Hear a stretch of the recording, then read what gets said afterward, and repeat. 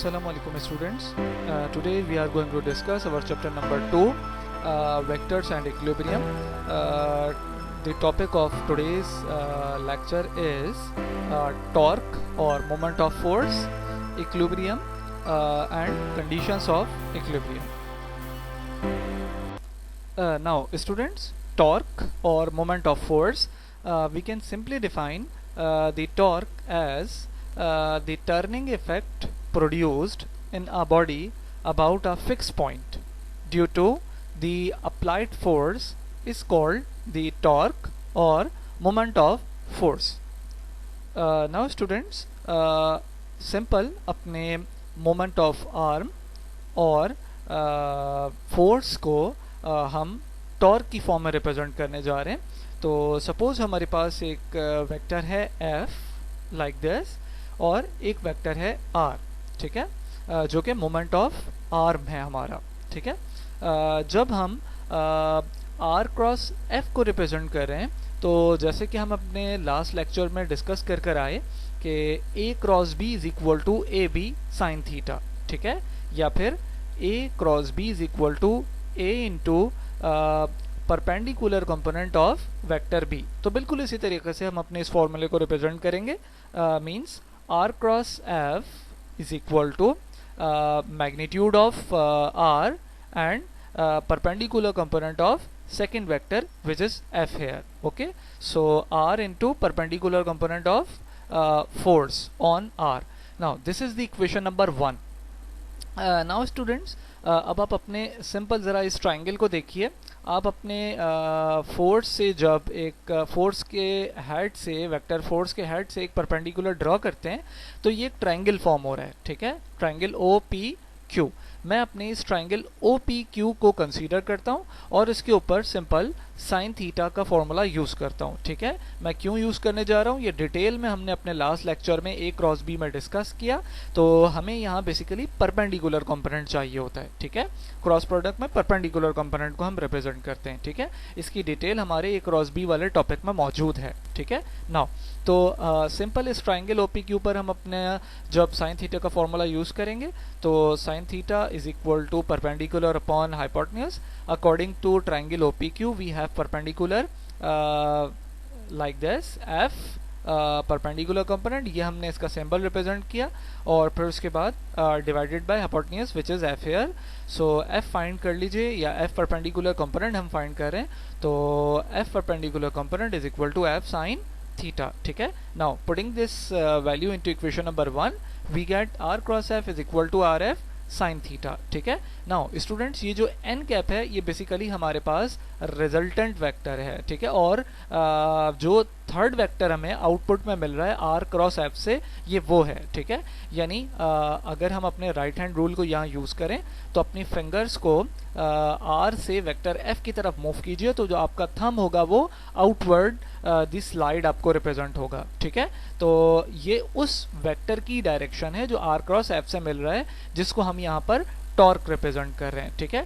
तो टॉर्क एक vector quantity है, एक वेक्टर है जिसकी डायरेक्शन है और इसकी डायरेक्शन कैसे मिलेगी, r क्रॉस f में आप अपने फर्स्ट वेक्टर से सेकंड वेक्टर की तरफ अपने फिंगर्स राइट हैंड रूल के अकॉर्डिंग मूव करेंगे तो जो थंब होगा वो टॉर्क की डायरेक्शन को रिप्रेजेंट करेगा, ठीक है. तो इस टॉर्क की डायरेक्शन को रिप्रेजेंट करने के लिए यहाँ हमने एन कैप यूज़ किया है, ठीक है, जो कि पोजिशन वेक्टर को रिप्रेजेंट कर रहा है.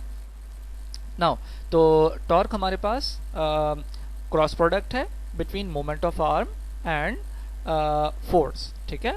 नाउ अगर हम अपनी इस फिगर को ही जिसको अभी हमने डिस्कस किया अगर हम इसको इस ट्राइंगल से भी रिप्रेजेंट करना चाहें तो हम कर सकते हैं. यानी हम फर्स्ट वेक्टर वेक्टर f अगर ले लें तो हमारे पास जो रिप्रेजेंटेशन बनेगी वो कुछ यूँ होगी कि अब हमारे पास f क्रॉस r है which is equal f into perpendicular component of vector r on f, ठीक है. तो अब वेक्टर r के हेड से आप परपेंडिकुलर ड्रॉ करेंगे तो ट्राइंगल कुछ यूँ फॉर्म हो जाएगा, like triangle O P Q, ठीक है. तो इस ट्राइंगल में ये वाला परपेंडिकुलर कंपोनेंट है जहाँ मेरा इस वक्त ये पॉइंटर मौजूद है तो इसको हम d से रिप्रेजेंट कर रहे हैं, ठीक है, which is r sign theta, ठीक है। तो सिंपल जो अभी रिप्रेजेंटेशन हम यहाँ पर देख रहा है, सेम यही रिप्रेजेंटेशन आप इस ट्राइंगल के ऊपर अप्लाई करेंगे तो आपको आर क्रॉस एफ जो कि इन दोनों का प्रोडक्ट होगा, क्रॉस प्रोडक्ट, उससे आपको टॉर्क आउटपुट में मिलेगा, ठीक है। नाउ तो simple representation, torque is equal to r cross F. Now students, we are going to discuss the moment of arm, which is also very simple. We can simply define it as the couple is defined as the two parallel forces that have the same magnitude but the opposite directions and are separated by a perpendicular distance d, ठीक है students. हमारे पास moment of couple की बहुत सारी real life examples हैं, जिनमें से कुछ एक आपको यहाँ रिप्रेजेंट हो रही हैं। जैसे हम अपने टैप को जब मूव करते हैं, खोलते हैं उसको या बंद करते हैं, तो हम जो है अपोजिट डायरेक्शन में, जैसे आपको यहाँ नज़र आ रहा है, ये टू फोर्सेस एक्ट कर रही होती हैं, ठीक है। और ये टू फोर्सेस एक्ट करने की वजह से ये जो हमारा टैप का ये वाला पोर्शन होता है ये रोटेट करने लगता है, ठीक है। इसमें टॉर्क जनरेट होता है इन दोनों फोर्सेस जो कि अपोजिट डायरेक्शन में है, मगर सेम फोर्सेस होती हैं, मैग्नीट्यूड इक्वल होता है, तो ये टैप मूव करने लगता है। बिल्कुल इसी तरह जब अपने व्हील को यानी कि उसका जो उसके जो नट्स होते हैं, उसके जो बोल्ट्स होते हैं, जब आप उसको टाइट कर रहे होते हैं या उसको लूज कर रहे होते हैं, ठीक है, तो आप जब फोर्स लगाते हैं उसके ऊपर, तो ये देखिए अपोजिट डायरेक्शन में मगर इक्वल फोर्सेस एक्ट कर रही होती हैं, जिसकी वजह से वो आपका बोल्ट या वो आपका नट जो होता है वो खुलता है या फिर बंद होता है, ठीक है। और ये बाहर की तरफ आ रहा होता है, या फिर जब आप इसको टाइट कर रहे होते हैं तो ये अंदर की तरफ मूव करता है। तो ये जो बाहर आना नट का, आपके बोल्ट का, या इनवर्ड मूव करना है, इनसाइड मूव करना है, ये बेसिकली टॉर्क की वजह से है, ठीक है। नाउ इसी तरह आपका जो आपकी जो गाड़ी है उसका जो स्टीयरिंग होता है, उस पर जो आप फोर्स लगा रहे होते हैं, तो आप अगर थोड़ा सा इसको फोकस करें कि आपका एक हाथ जो है वो ऊपर की तरफ और एक हाथ नीचे की तरफ मूव कर रहा होता है, तो आपका स्टीयरिंग जो होता है वो मूव कर पाता है, ठीक है। There are so many examples of moment of couple. Now we can simply represent it as mathematically, torque is equal to r A cross F A plus r B cross F B, ठीक है। Now ये दो अलग अलग torque हैं जो moment of couple को represent करेंगे, तो इसलिए यहाँ पर ये जो फोर्सेज हैं ये इक्वल हैं, ठीक है, मैग्नीट्यूड में, मगर इनकी डायरेक्शंस क्या हैं, अपोजिट हैं। तो एफ ए और एफ बी अपोजिट डायरेक्शन में और इनका मैग्नीट्यूड इक्वल है एफ के, तो हम अपनी इस इक्वेशन को कुछ यूं रिप्लेस कर सकते हैं, torque is equal to r A cross minus F plus r B cross F, ठीक है। ये एफ कॉमन आ जाएगा तो इक्वेशन कुछ इस फॉर्म में आ जाएगी, और r A minus r B को हम यहाँ आर रिप्रेजेंट कर रहे हैं, ठीक है। नाउ तो torque is equal to r cross F, ठीक है। ये मोमेंट ऑफ कपल में आपके पास टू अपोजिट फोर्सेस की वजह से जो सेम होती है मैग्नीट्यूड में, टॉर्क जनरेट होता है। Now students, we are going to just discuss the equilibrium, which is very very simple, and also we have discussed it in our previous classes.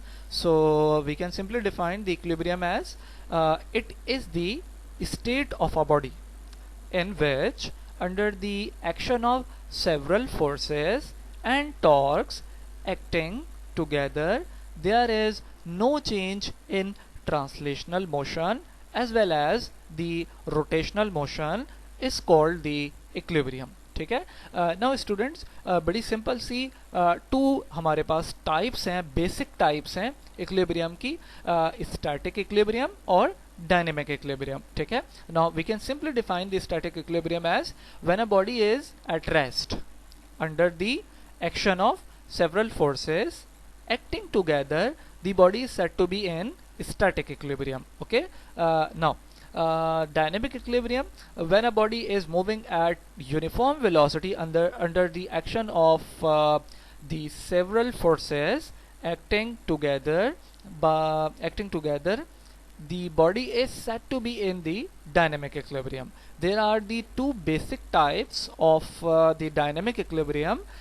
First one is the dynamic translational equilibrium and second one is dynamic rotational equilibrium. ठीक है, we can simply define the dynamic equilibrium or dynamic translational equilibrium as when a body is moving uniform linear velocity, the body is said to be in dynamic translational equilibrium. ठीक है, now the example of the dynamic translational equilibrium is the paratrooper falling down with constant velocity. ठीक है, now student जब पैराट्रोपर हमारे पास constant velocity से move कर रहा होता है तो ये constant linear velocity से डाउनवर्ड मूव कर रहा होता है, तो इस तरह का जो इक्विलिब्रियम होता है उसको हम डायनेमिक ट्रांसलेशनल इक्विलिब्रियम बोलते हैं. ठीक है, now second one is dynamic rotational equilibrium.